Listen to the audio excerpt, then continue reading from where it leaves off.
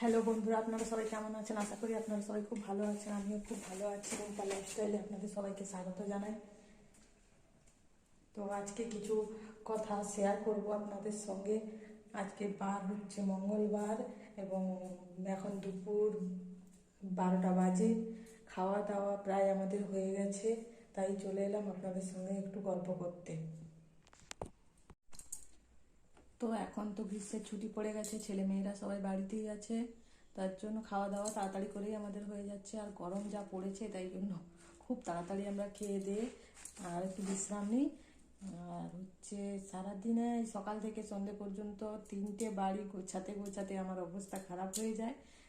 এক হচ্ছে আমাদের পুরনো মাটির বাড়ি, এক হচ্ছে আমাদের রান্নাঘর, ওটাও মাটির, আর তার উপরে এখন যে পাকার বাড়ি তৈরি হয়েছে। 3টে বাড়ি গোছাতে, পরিষ্কার করতে, এই করতে খুব অবস্থা খারাপ হয়ে যাচ্ছে। তার উপরে তো এত গরম, এই গরমে আর কি বলবো, আপনারাও তো জানেন এই গরমের পরিস্থিতি।